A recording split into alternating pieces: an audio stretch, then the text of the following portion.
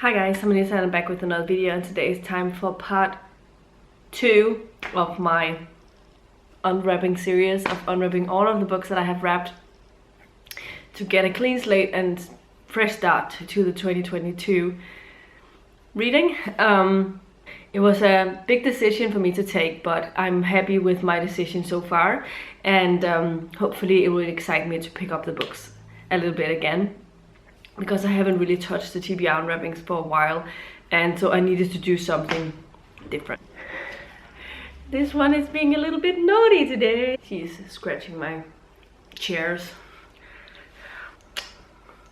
Or using my chairs as a scratching post, which is not what we decided, so yeah. Anyway, let's start over. I have 4 piles of books to unwrap for you today. I decided to go with the last remaining of the old type of wrapping paper, except for this type of fantasy, because it's one of the largest ones and it kept going for a really long time because it was a really big roll of wrapping paper. Let's get over the 4 piles, different piles that I have today.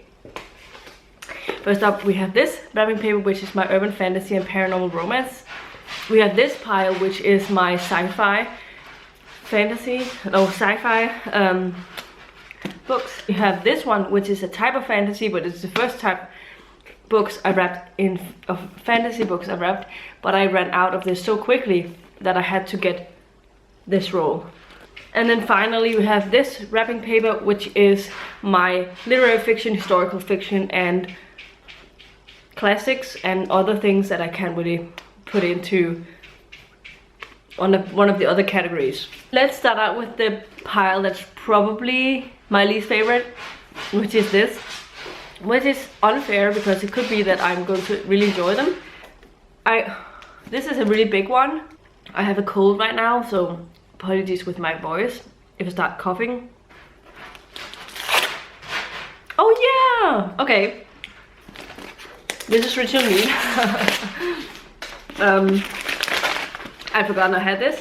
But this is Glittering Court. Usually Ritual Meat will be in the urban fantasy and paranormal pile, but I heard that this is strictly historical fiction or alternate history, but not with any fantastical elements, and that's why I put it in this pile. So yeah, looking forward to reading it because I haven't read from this before, so I obviously haven't started on this, and usually Ritual Meat is from an author I really enjoy, so hopefully I'll enjoy this one as well. Next up we have this one, which is slightly thick, and I don't know what it is. I really have forgotten a lot of the books in this. No, still don't know. Oh yeah, okay. Look how excited I am. This is The Labyrinth by Kate Moss, which is a historical fiction set in 1209 and in 2005 as well, so it sort of alternates between these two time periods. It might be going into the unhaul pile. This one, I know what it is. It's hardback. I think it's, what is the name of it? It is definitely classic. It is what his name? I forgot. I remember the title now while trying to take care of my cat. It is Tender as the Night by Fitzgerald. What's his name? F. Scott Fitzgerald, right? Huh? Yeah, F. Scott Fitzgerald. This is a Danish edition, and it's kind of neat, and it has this green color underneath it, and the font is relatively large, so I have good chances of reading this. I'm definitely interested in reading this classic. So those were the 3 books in this pile. Actually, in the next 3 piles I want to read equally, I think. But let's start out with sci-fi. This is really heavy, like it could hit me. So I think it's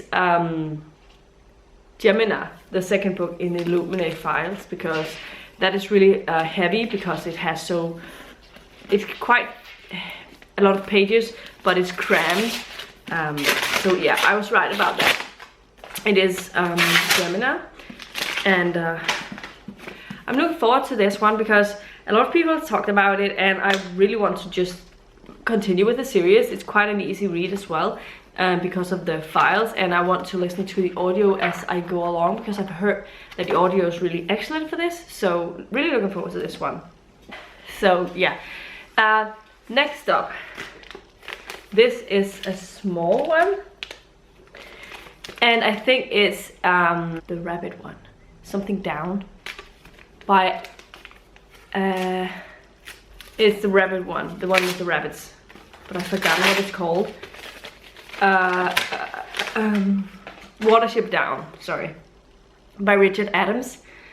This is Penguin Classic, and looking forward to reading this one. I've heard very excellent things. I've also heard that it's very, very sad. So yeah, this could have gone into the literary fiction pile, but this is also considered a dystopia, so I think, or at least some partly science fiction kind of thing, so that's why it came into this pile. We have this, which I have zero idea at this point. I don't know what I have. Oh yeah, okay, a lot of people will probably be excited about this, but this is The Long Way to the Small Angry Planet by Becky Chambers. I also have Close and Common Orbit, so I have this ready. I didn't enjoy the short story very much, so I'm hoping I will enjoy this one though, but we'll see. I'm definitely looking forward to reading this one. Next up we have this one, which is a slimmer one, but I don't know what it is, which one it is. Oh yeah, now I know it. It is Susan E., you know, Angel Apocalypse kind of thing. World After by Susan E. I read the first one from the library. I have this one in a physical copy, and I have the third and final book in this series on my Kindle, so I could actually finish this one. I enjoyed the first one. I think I gave it 4 or 5 stars, but I definitely didn't expect to enjoy it as much as I did. So it was surprising me a little bit, and I hope that I will still enjoy this one. It's quite different than the other apocalypse kind of books. Yeah, the last and final book in this type of wrapping paper, I think, is a young adult science fiction one. What is it called? Empress something. I believe it's blue or purple, I think. Or am I completely off? No, it was Empress of a Thousand Skies by Rhoda Belisa. This is slightly purple-ish. This is set in space, and I'm really looking forward to it. I had really high hopes for this, so we'll see what I end up thinking about it when I get to it, but it's at least pretty short, so I could probably read it pretty quickly. So yeah. Now getting into the urban fantasy pile, we start out with this one, which is a mass market kind of book, and it could be the vampire one with what's it called? Another One Bites the Dust. That's my guess. I guess that's my guess, yeah. But it could be I'm wrong, but that was my guess, and yeah, I was right. No, okay, it's not. It's one of the sequels that's called that. This is what one is called Once Bitten, Twice Shy. There's one of them that's called Another One Bites the Dust. But this is a vampire kind of urban fantasy series, and I'm looking forward to reading it. It's by Jennifer Rodden, and I have the first 4 books in the series. So if I like it, I have at least the next 3 books after that as well. Next up we have this one, which I don't know, it's really general type of paperback. This is, I think I have some hardbacks in this. Melissa something is the author. That's what I want to guess. Yeah, I think that is the one I was thinking about. I've forgotten the title. Melissa Marr. This is Wicked Lovely, which is just paranormal urban fantasy kind of stuff, but for young adult. Next up we have a thicker one. This could be, I don't know what I have in this size.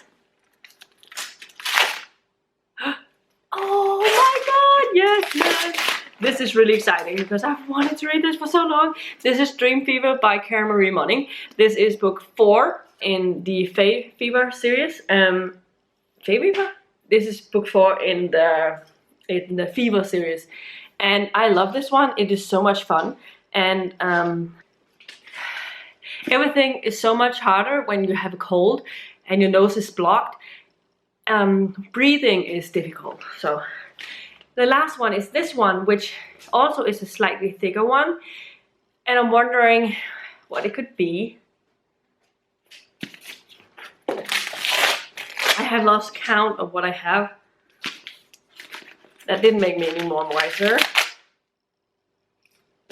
Oh, it's yeah, that's an anthology. The final book that I unwrapped was this one, Enthralled. This is an anthology, I think YA stories, paranormal romance, or fantasy, or whatever, but it's edited by Melissa Marr and Kelly Armstrong, and it has some stories by some of my favorites. So Rachel Kane, who is sadly passed away, Claudia Gray, Ali Conde, who I haven't read from, Cami Garcia, and Margaret Stoll. So I'm looking forward to reading that a lot because I think I'm gonna enjoy a lot of the stories. Next up we have my oldest fantasy paper, and looking forward to see what's in here. One of them, I think this one is Brandon Sanderson. I think it is, what's it called? It's the one with an E, I think. It's not, well, this isn't Brandon Sanderson, so I was way off. This is Traitor to the Throne by Elwyn Hamilton, which is really pretty cover. It's a sequel, and I gave the first one, I think, 3 out of 5 stars. But I still thought it was really interesting, so I'm hoping I will enjoy the sequel. So it's sort of a gunslinger Western type fantasy, but set in the Middle East, in a desert. We have this, which, oh well, I think it's set in Egypt actually. This might be Brandon Sanderson. Let's go for it. No. This is Passenger by Alexander Bracken, another author I haven't read from before, but I heard really excellent things about this duology from Sam's Nonsense, so I'm really intrigued. This one is definitely not Brandon Sanderson, so what could it be?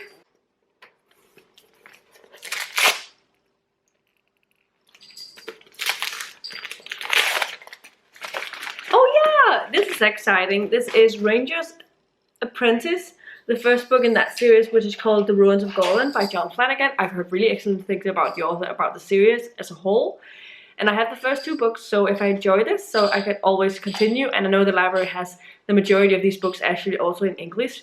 So I'll definitely check them out probably from the library when I get around to it, but to those next ones. But yeah, this could get through, I could probably get through this pretty quickly, so I'm really looking forward to that. The last and final book. This is Brandon Sanderson. This has the thickness of a Brandon Sanderson, so I'm pretty sure this is the one. And what can I still not remember what it's called? It's really bad. My head is it is something with an E. Isn't it? We have Mistborn, Warbreaker, and what's his debut novel? And this is not that one either. So I'm probably wrapped in this type of wrapping paper. So I've been completely off with all of these guesses because I was sure it was in here, but this is Rogues, which is an anthology collection edited by George R. R. Martin and Gardner Dozois. This has stories by Gillian Flynn, Neil Gaiman, Patrick Rothfuss, Joe Abercrombie, Connie Willis, and Scott Lynch. I also believe there's one by Jim Butcher in here. Or maybe that's the other one. No, that's the other one, I think. But it definitely has some pretty great author lineup here. So I'm looking forward to eventually diving into this one. But this is a thick one and will take me some time because there's, I think I would guess that the majority of the stories in here would be about 50 pages long. This was the last book I unwrapped today. So this was my literary, historical fiction and classic pile. My sci-fi pile, which was 5 books. my urban fantasy and paranormal pile, which is 4 books, and my fantasy piles, which is also 4 books. So in total, I have unwrapped 16 books today. So I think that's fine. That's a pretty general TBR unwrapping size, so yay!